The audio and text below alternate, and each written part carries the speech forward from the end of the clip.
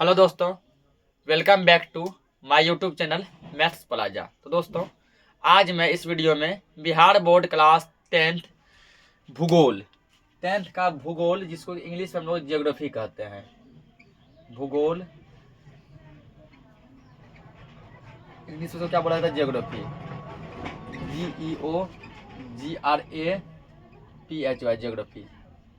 आज मैं भूगोल का बहुत ही महत्वपूर्ण मोस्ट VVI क्वेश्चन देखने वाला हूँ। आइए देखते हैं। इससे पहले जो हिस्ट्री का यानी कि इतिहास का 2 लेक्चर अपलोड हो चुका है। यदि आप लोग नहीं देखे हैं तो उसका लिंक हम डिस्क्रिप्शन में दे देंगे, आप लोग उसको देख लीजिएगा। इतिहास का लेक्चर 1 लेक्चर 2 बताया गया है, जिसमें कि मोस्ट VVI क्वेश्चन को कवर किया गया है। आज मैं भूगोल में देखने वाला हूँ। हम लोग पहला क्वेश्चन लिखेंगे, परमाणु शक्ति किन खनिजों से प्राप्त होती है? परमाणु शक्ति किन खनिजों से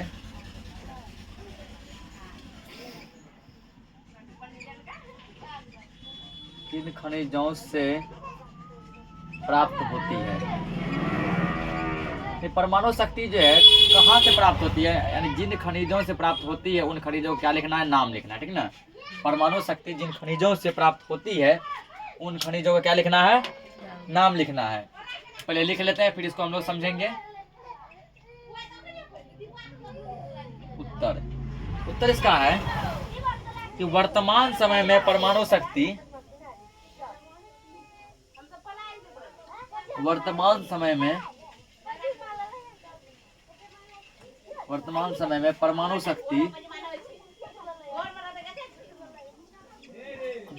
शक्ति ऊर्जा का प्रमुख स्रोत है।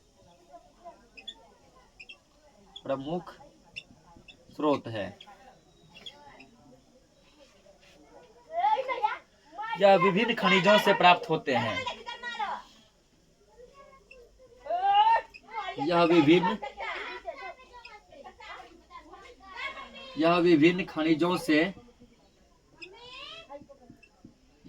खनिजों से प्राप्त होते हैं।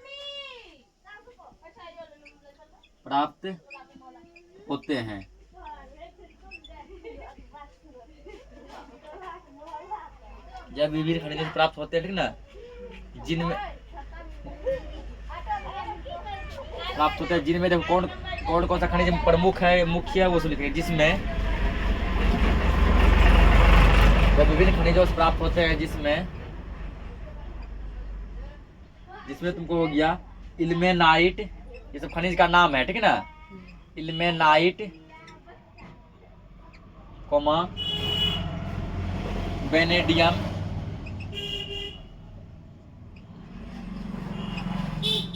वेनेडियम, उसके बाद एंटीमनी, ग्रेफाइट,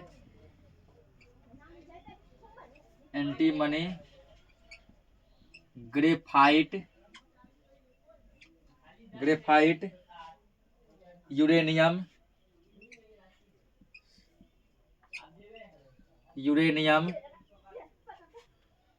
मोनोजाइट,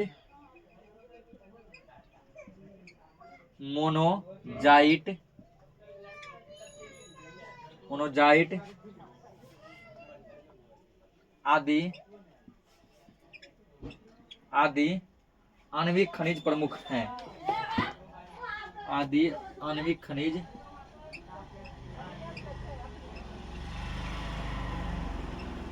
आणविक खनिज प्रमुख हैं।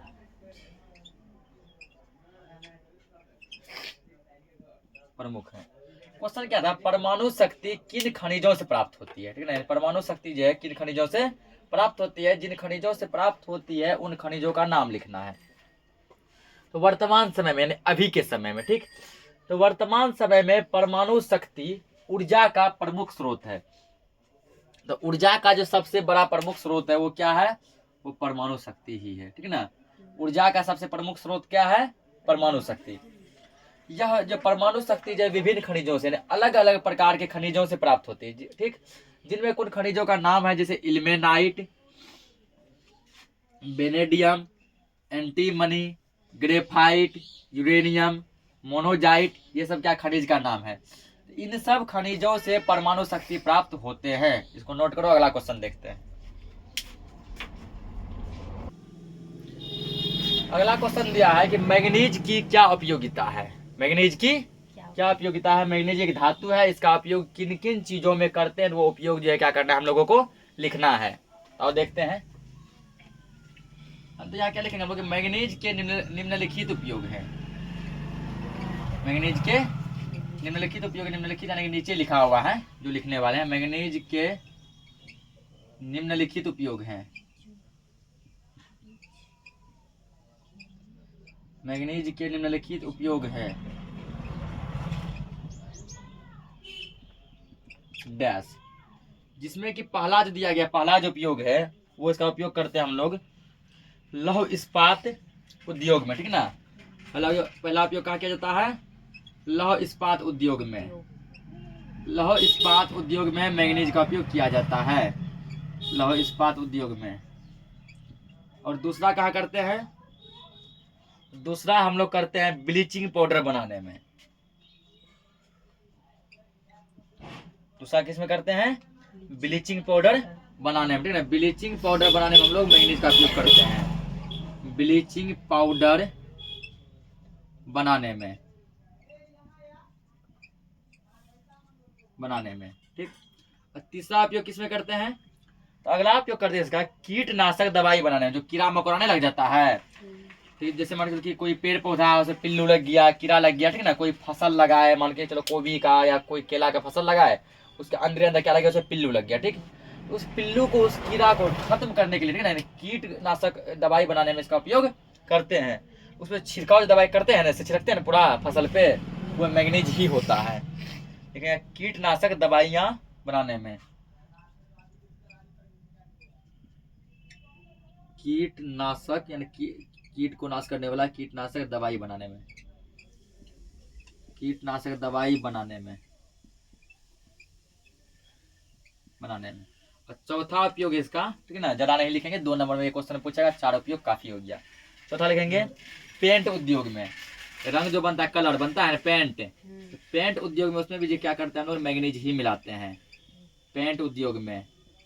इसको नोट करो, अगला क्वेश्चन देखते हैं। अगला क्वेश्चन है कि बिहार में नहरों के विकास से संबंधित समस्याओं का उल्लेख कीजिए। क्वेश्चन का मतलब हुआ कि बिहार का जो जितना भी नहर है, तालाब है, पोखर है, वो विकास नहीं कर पा रहा है। वो दिन प्रतिदिन जो है गंदा होता जा रहा है, प्रदूषित होता जा रहा है। आखिर उसका क्या कारण है, क्या समस्या है, ऐसा, ठीक ना, ऐसा क्या रीजन है कि बिहार का नहर जो है विकास नहीं कर पा रहा है, ठीक। तो देखो इसका उत्तर, बिहार का नहर विकास क्यों नहीं कर पा रहा है। लिखेंगे आंसर में, बिहार में नहरों के विकास की निम्नलिखित समस्याएं हैं। बिहार में नहरों के विकास की निम्नलिखित समस्याएं हैं। निम्नलिखित यानी नीचे लिखा हुआ, नहरों के विकास की निम्नलिखित समस्याएं हैं।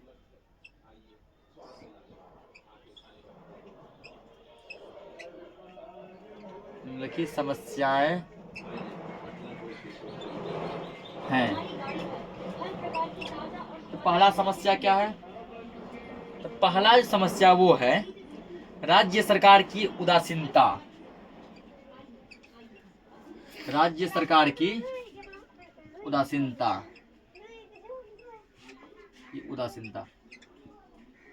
तो राज्य सरकार का मतलब होता है किसी भी राज्य का मुख्यमंत्री, ठीक है ना। जैसे कि बिहार के अभी वर्तमान मुख्यमंत्री कौन है, तो श्री नीतीश कुमार, ठीक। तो राज्य सरकार जो है किसी भी राज्य के मुख्यमंत्री को कहा जाता है। पहला पॉइंट क्या है, राज्य सरकार की उदासीनता, मतलब बिहार का नहर जो है दिन प्रतिदिन गंदा होता जा रहा है, प्रदूषित होता जा रहा है, बहुत विकास नहीं कर पा रहा है। इसमें राज्य सरकार कोई भी एक्शन नहीं ले रहा है, ठीक है ना। वो क्या है, बिल्कुल ही चुप है, मौन है। पहला कारण ये है कि कुछ भी एक्शन नहीं ले रहे हैं, ठीक। दूसरा कारण क्या है, नहर विकास हेतु पूंजी का अभाव। नहर विकास हेतु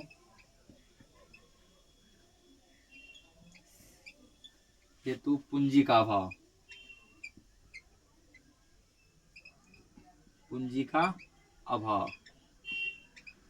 कि नहर जो विकास नहीं कर पा रहा है।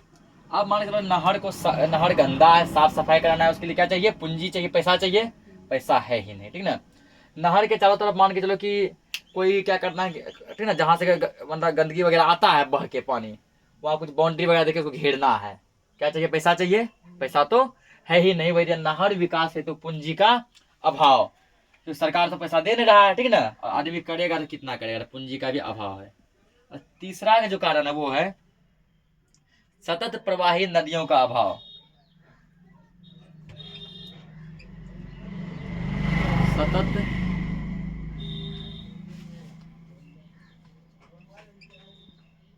प्रवाही नदियों का अभाव, नदियों का अभाव। सतत मतलब आपको ऐसा नदी जो कि समझो लगातार जो है सब दिन बहते रहे, ठीक ना। तो ऐसा नदी कोई बहता रहता, वो नदी मान के चलो नहर के रास्ते से गुजरता, नहर का जितना भी कूड़ा कचरा है वो नदी में बह के बहुत दूर जाके निकल जाता, और नहर कैसा रहता? साफ रहता, ठीक है, नहर का साफ रहता, ठीक। तो ऐसा भी नहीं है, तो नदी का भी बिहार में क्या है? अभाव है। तो ये है 3 कारण जो कि नदी नहर को विकसित नहीं होने दे रहा है। इसको नोट करो, अगला क्वेश्चन देखते हैं। अगला जो क्वेश्चन है वो क्या है? झारखंड के प्रमुख कोयला क्षेत्रों के नाम लिखिए, ठीक है। मतलब झारखंड के किन किन क्षेत्रों से कोयला प्राप्त होता है उसका नाम लिखना है। तो हम सभी जानते हैं कि पूरा भारत में सबसे अधिक कोयला कहाँ से मिलता है? झारखंड से। कहाँ से मिलता है? झारखंड से। झारखंड एक क्या एक राज्य है, तो झारखंड राज्य का ऐसा कौन कौन सा जगह है जहाँ की कोयला हमको मिलता है, उन जगहों क्या करना है? नाम लिखना है। यहाँ उत्तर में लिखेंगे झारखंड के प्रमुख कोयला क्षेत्र निम्न है।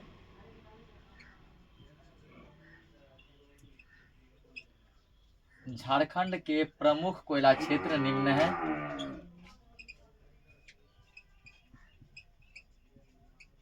प्रमुख कोयला क्षेत्र निम्न है।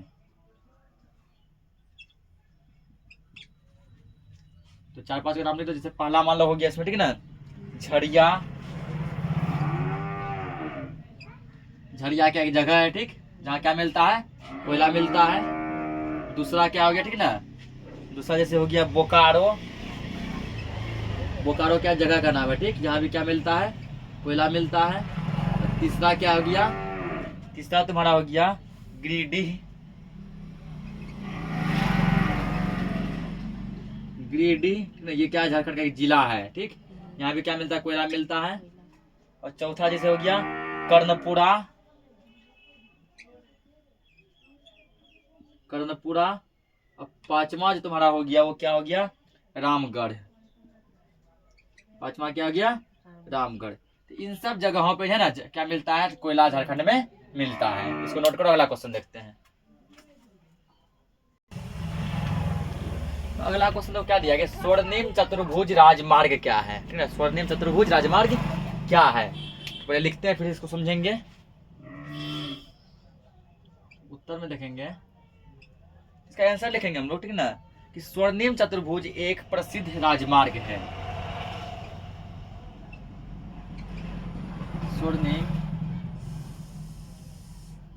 स्वर्णिम चतुर्भुज एक सड़क का नाम है, ठीक ना। स्वर्णिम चतुर्भुज एक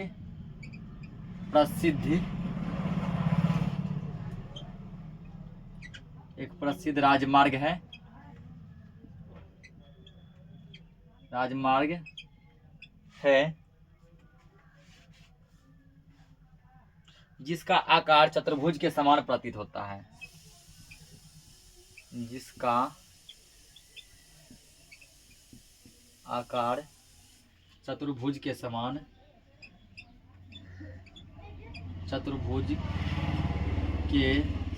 प्रतीत होता है।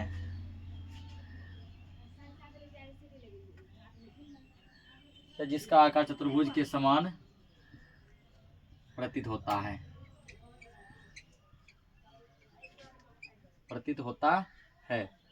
देखो ये क्या है? स्वर्णिम चतुर्भुज एक सड़क का नाम है, ठीक है, जो बहुत ही फेमस यानी प्रसिद्ध सड़क है, ठीक, प्रसिद्ध राजमार्ग है। इसका आकार जो चतुर्भुज की जैसे कि चतुर्भुज होता है कुछ ऐसा, ठीक ना, ये सड़क का आकार भी कुछ ऐसा है, ठीक, ऐसा मान लो ये सब चतुर्भुज ही हुआ, ठीक ना। ये सब क्या है? चतुर्भुज है, ठीक। तो सड़क का आकार कुछ जो इसी टाइप का है, चतुर्भुज के जैसा है, ठीक। उसके बाद क्या दिया आगे, आगे इसमें लिखेंगे, ठीक ना, कि भारत के दिल्ली मुंबई, भारत के दिल्ली मुंबई, दिल्ली मुंबई चेन्नई, चेन्नई तथा कोलकाता,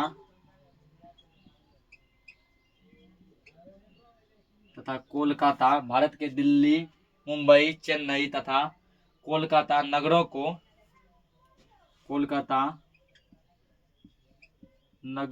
को, जोड़ने के लिए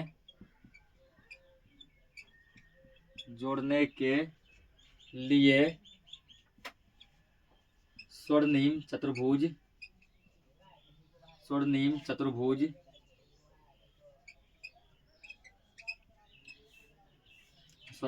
बनाया गया है।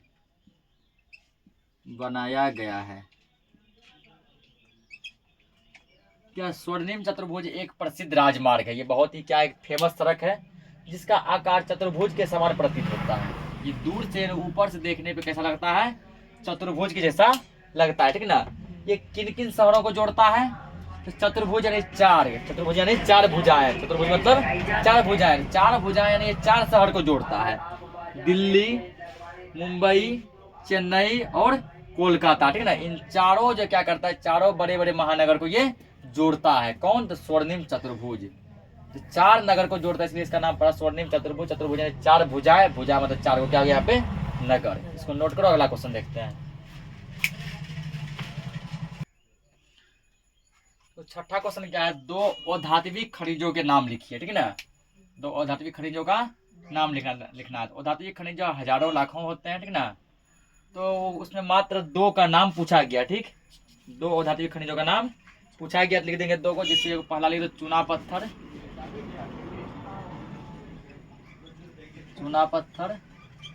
और जिप्सम, लिख दो चूना पत्थर और जिप्सम। ये दो क्या हो गया, अधात्विक खनिज हो गया, चूना पत्थर और जिप्सम। अगला क्वेश्चन दिया है कि जनसंख्या घनत्व से आपका क्या अभिप्राय है।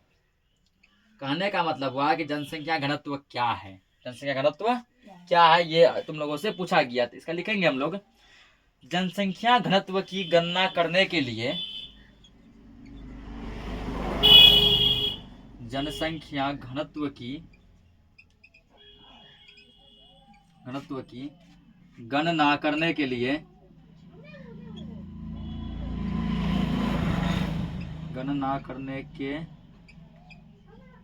जनसंख्या को क्षेत्रफल से विभाजित किया जाता है। विभाजित यानी कि भाग दिया जाता है। जनसंख्या घनत्व की गणना करने के लिए जनसंख्या को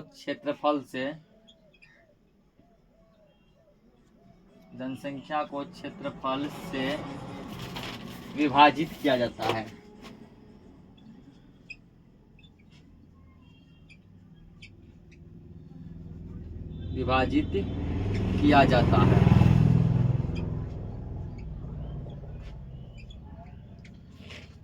क्या दिया, जनसंख्या घनत्व से आपका क्या अभिप्राय है। तो जनसंख्या घनत्व की गणना करने के लिए जनसंख्या को क्षेत्रफल से विभाजित किया जाता है। यानी जनसंख्या को हम लोग क्या करते हैं, तो क्षेत्रफल से भाग लगा देते हैं, ठीक ना। जब जनसंख्या को क्षेत्रफल से भाग लगाते हैं तो जो भी भागफल आता है वही भागफल जो जनसंख्या घनत्व कहलाता है। किसी भौगोलिक क्षेत्र में रहने वाले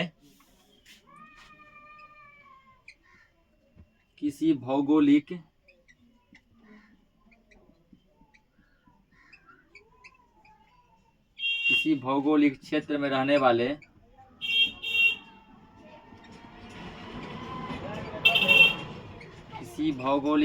में रहने वाले लोगों की संख्या को जनसंख्या घनत्व कहते हैं। रहने वाले लोगों की संख्या को लोगों की संख्या को जनसंख्या घनत्व कहते हैं। जनसंख्या घनत्व कहते हैं।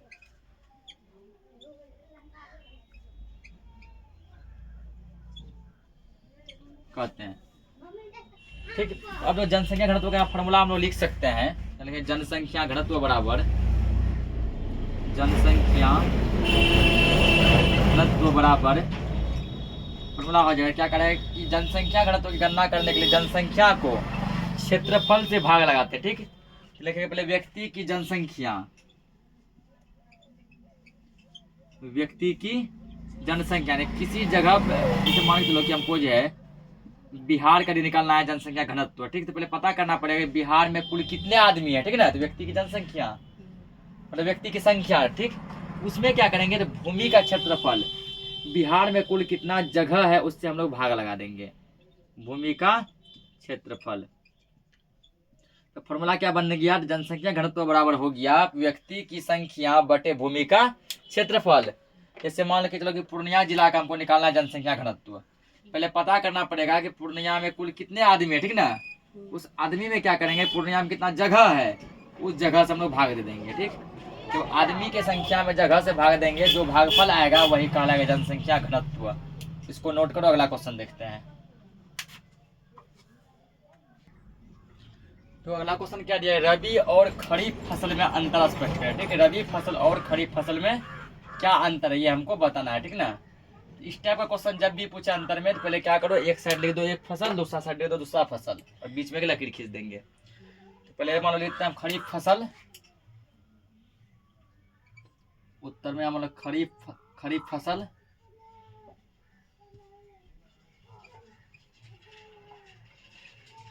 खरीफ फसल। ठीक, इधर क्या लिख देंगे हम लोग, रबी फसल,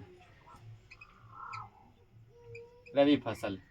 ठीक ना, उसके बीच में क्या करेंगे कि लकीर दे देंगे। ठीक, अब हमको दोनों में क्या बताना है, अंतर बताना है। ठीक है, कि दोनों में क्या अंतर है, रबी फसल और खरीफ फसल में क्या अंतर है।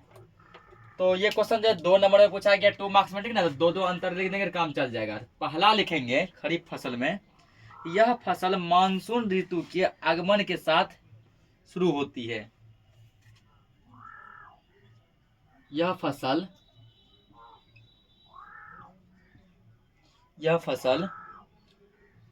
मानसून ऋतु के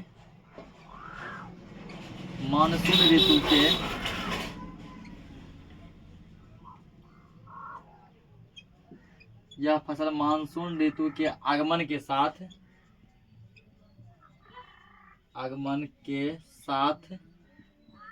शुरू होती है।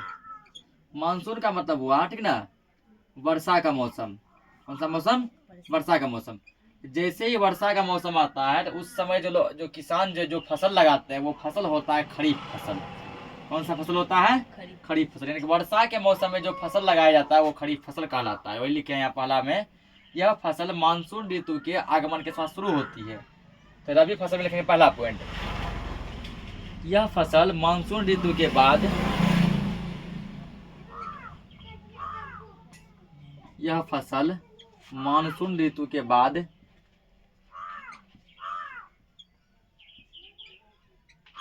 मानसून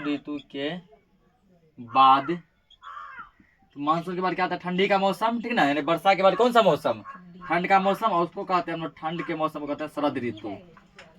कौन सा ऋतु, शरद ऋतु। यह फसल मानसून ऋतु के बाद शरद ऋतु में शुरू होती है।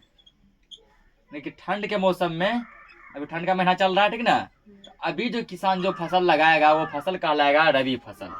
कौन सा फसल कहलाएगा, रबी फसल। यानी कि वर्षा के मौसम में जो फसल लगता है मानसून सीजन में वो कहलाता है खरीफ फसल, और जो है ठंड के मौसम में जो लगता है वो कहलाता है रबी फसल। तो दूसरा अंतर देखेंगे कि इसकी प्रमुख फसलें, किसकी, खरीफ फसल की। ठीक ना, खरीफ फसल की प्रमुख फसलें, कौन कौन सा फसल जो है खरीफ फसल के अंतर्गत आता है। इसकी प्रमुख फसलें,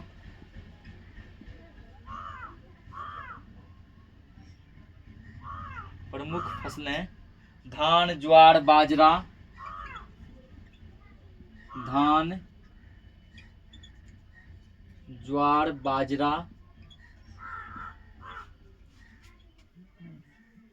कपास, पटसन और मूंगफली।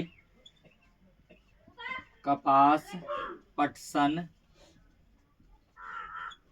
और मूंगफली।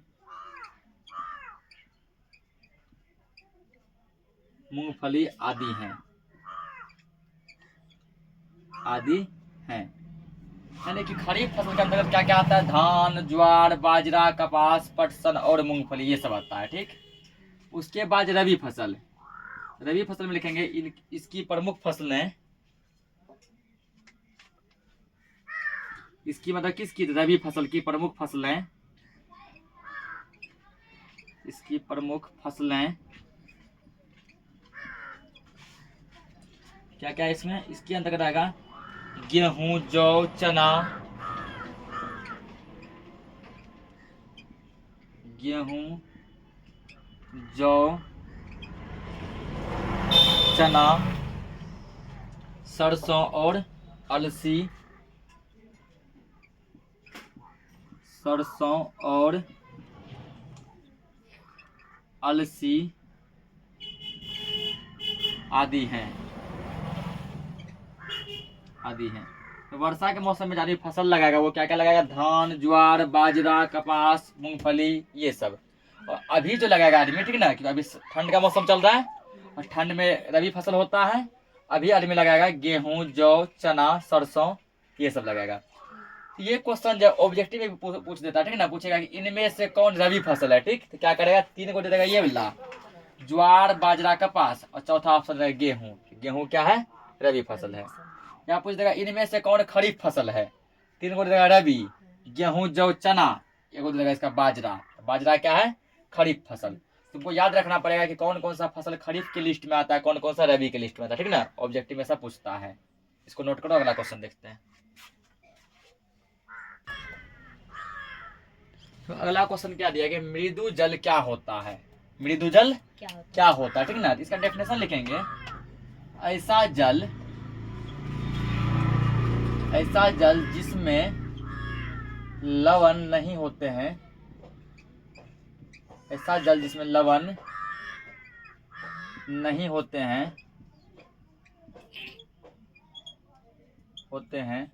और जिसमें ऐसा जल जिसमें लवण नहीं होते हैं और जिसमें साबुन के साथ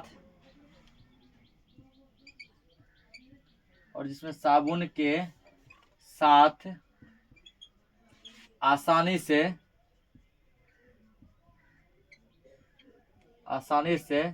झाग पैदा हो जाते हैं।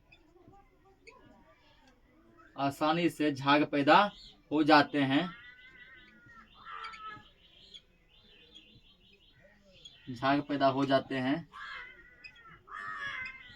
उसे मृदु जल कहते हैं। उसे मृदु जल कहते हैं।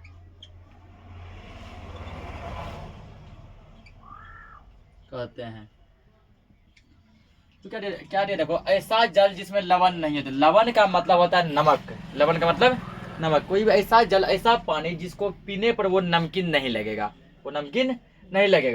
और जिसमें साबुन के साथ आसानी से झाग पैदा हो जाते हैं। यदि उस जल में यदि साबुन को घोड़ा जाए, ठीक ना, तो आसानी से झाग उत्पन्न होगा। झाग का मतलब होता है फेन होता है ना, ये सर्फ घोड़ते हैं, ठीक ना, साबुन लगाते हैं, फेस वॉश लगाते हैं, फेन आता है। तो जिस पानी में साबुन को, यदि साबुन के साथ उस पानी को मिलाया जाए, ठीक ना, तो आसानी से क्या होगा? झाग उत्पन्न होगा, फेन उत्पन्न होगा। ऐसे जल को हम लोग क्या कहते हैं?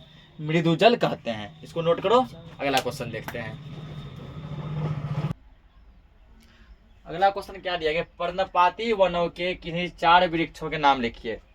पर्णपाती वन जो होता है, पर्णपाती जंगल जो होता है, उसमें बहुत टाइप के पेड़ पौधे पाए जाते हैं, ठीक ना, बहुत टाइप के वृक्ष पाए जाते हैं। उन वृक्षों में किन्हीं 4 वृक्ष का नाम आपको बताना है। ये देखते हैं।